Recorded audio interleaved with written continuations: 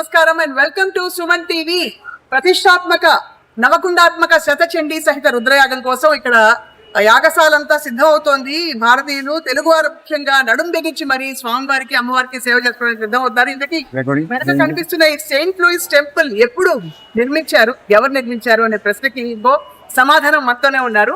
ఇక్కడ డాక్టర్ నాయుడు గారు ఈ మొత్తం కమ్యూనిటీలో పెద్దలు అండ్ వారి శ్రీమతి గారు రాజలక్ష్మి గారు మనతో ఉన్నారు. నాయుడు గారు నమస్కారం సార్. నమస్కారం సార్, ఈ టెంపుల్ ఎప్పుడు కట్టారు? మీరే మొదలు పెట్టారు 80వ దశకంలో అని తెలిసి. మేమని కాదు, చాలా మంది కలిసాము. 1981 నుంచి మొదలు పెట్టాము. తర్వాత 88లో స్వామి చిన్మయానంద్ వచ్చారు. ఆయన వచ్చిన తర్వాత స్టార్ట్ చేశారు.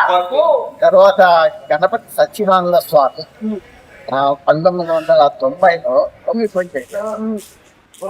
తర్వాత 91లో కన్స్ట్రక్షన్ మొదలు. 91 నవంబర్ 8 ఆ తారీఖున మనకు టెంపుల్ స్మాల్ స్కేల్ మొదలు పెట్టారు. తర్వాత మిగతావన్నీ యాడ్ చేశారు. 1998లో కంప్లీట్ గా ఫైనలైజ్ చేసి ప్రతిష్టాపన కుంభాభిషేకం.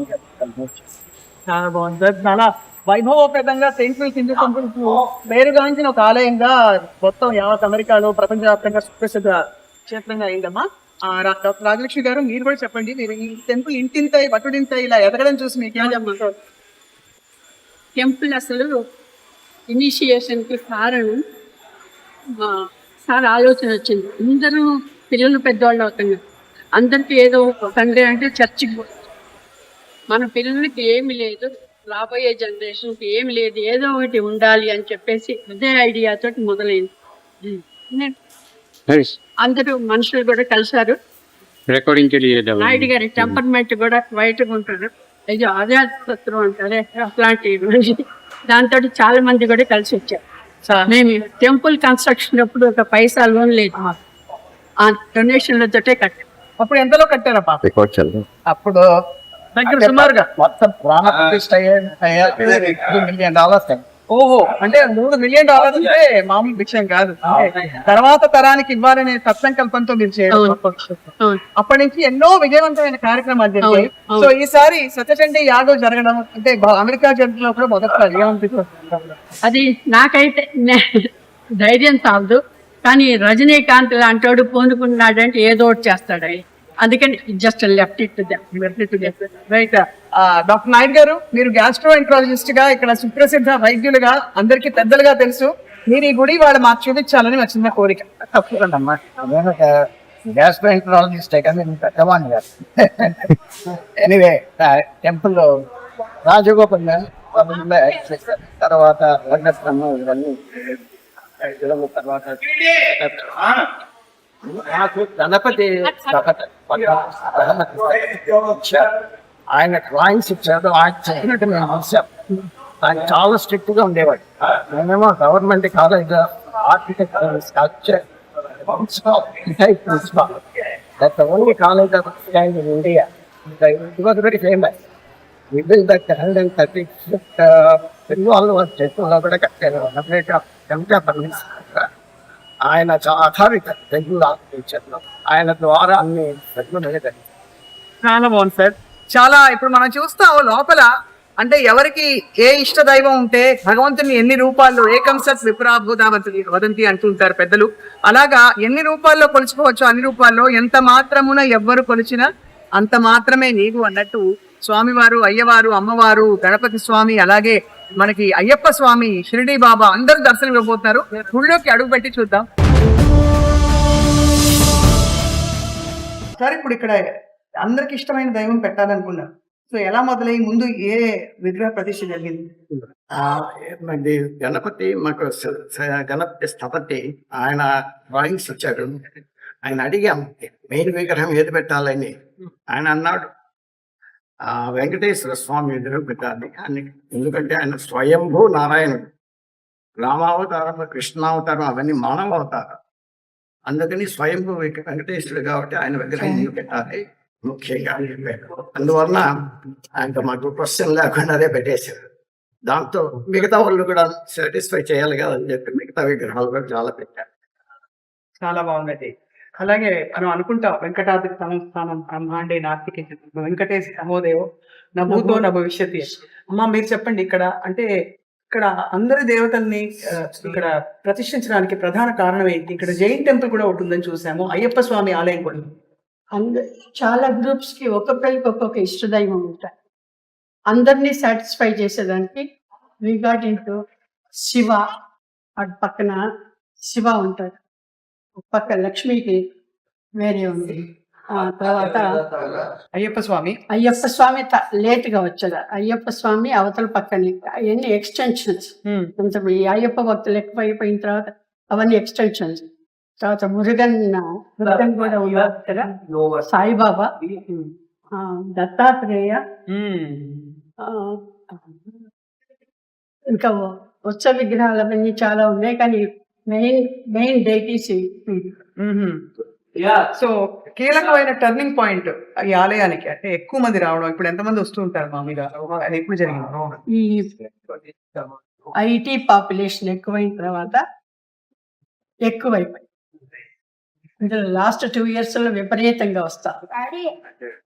దాంతో మా స్పెషల్ ఫంక్షన్స్ ఏమన్నా ఉంటే పక్కన కల్చరల్ సెంటర్ కట్టాము. అందుకని we are able to accommodate lot of them. Otherwise just temple అయితే సరిపోయింది. అది సార్, ఇప్పుడు 2 ప్రధానమైన కిచెన్స్ ఉన్నాయి ఇక్కడ. భక్తులకి ప్రసాదాలు ఇవ్వడానికి, అలాగే భక్తుల కుటుంబాలకు కూడా భోజనాలు ఇత్యాది సౌకర్యాలు ఏర్పాటు చేయడానికి. సో అది ఎప్పుడు జరిగింది? మేము టెంపుల్ కట్టిన తర్వాత మేము స్టార్ట్ చేసినప్పుడు 600 ఫ్యామిలీస్ ఉన్నారంతే. తర్వాత 2000 తర్వాత వైద్యుకి వచ్చిన తర్వాత విపరీతంగా 500 వచ్చారు. ఆ వచ్చిన తర్వాత దెన్ కిచెన్ కూడా చాలా చిన్నగా ఉండేది. అందుకని పక్కన బిల్డింగ్ స్థలంతో ఆ బిల్డింగ్ కట్టారు. 1990లో కల్చరల్ అండ్ ఎడ్యుకేషన్ సెంటర్ కట్టారు. దాంతో పాటు కిచెన్ కూడా ఎక్స్పాండ్ చేశాము. క్లాస్ రూమ్స్ 14 క్లాస్ రూమ్స్ ఉన్నాయి. సో క్లాసెస్ జరుగుతూ ఉంటాయి. హిందీ క్లాసులు, తెలుగు క్లాసులు, తమిళ్, కన్నడ అన్ని క్లాస్ రూమ్స్. శనివారం ఆదివారం చాలా బిజీగా. సో ఒక లైబ్రరీ కూడా ఉంటుంది అక్కడ. టెంపుల్ అయితే అదే మీరు చెప్పిన సంకల్పం, అంటే తర్వాతి తరాలకి ఏదో ఒక మన అంటూ ఉండాలని మీరు ఈ ఆలయాన్ని ప్రారంభించారు.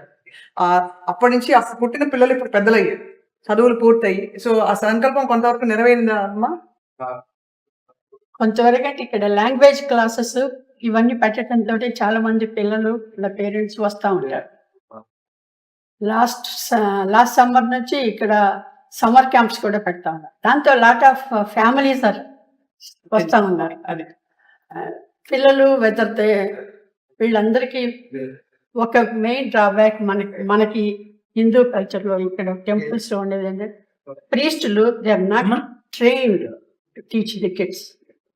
వాళ్ళు ఎంతకీ చెప్పినా కానీ శ్లోకాలు నేర్పిస్తాం పిల్లలకి. ఇక్కడ పెరిగే పిల్లలకి పర్టికులర్గా అవి ఏదో బట్టి అప్పచెప్పి చేస్తారు, కానీ they don't really get it. We are trying, కానీ ఇట్స్ డిఫికల్ట్ టాస్క్ చాలా. అయితే మొత్తానికి డాక్టర్ నాయుడు గారు చూసే భక్తులందరికీ, ప్రేక్షకులకి ఏం చెప్తారు సార్?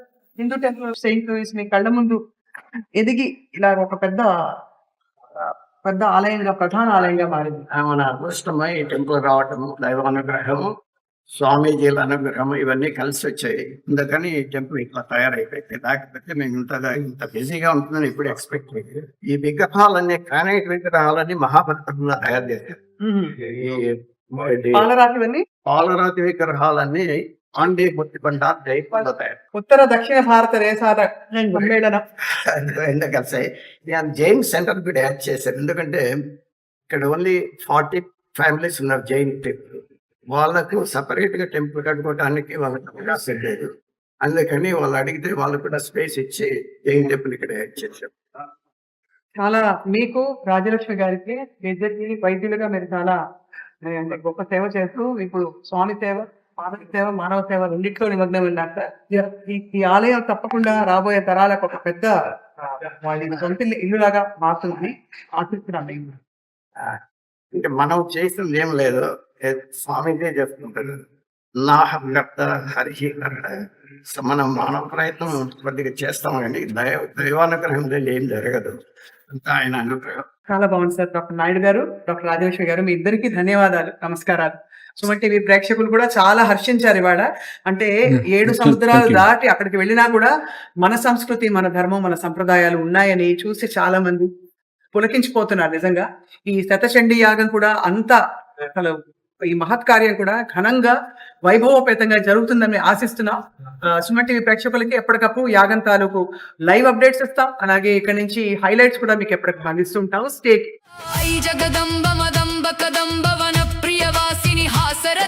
సుమన్ టీవీ ప్రేక్షకులకి ఓం నమో వెంకటేశాయ. చాలా గొప్ప సంకల్పంతో ముందుకు వెళ్తూ చేస్తున్నాం. దయచేసి అందరూ వీలైనంత మంది మీరందరూ రావాల్సిందిగా ప్రార్థిస్తున్నాను. ఇలా కాకుండా కూడా లైవ్ టెలికాస్ట్ అలా చూసినా కూడా ఎక్కడి నుంచైనా ఈ కార్యక్రమంలో భాగస్థులు కండి. అదే నా కోరిక, విన్నపం.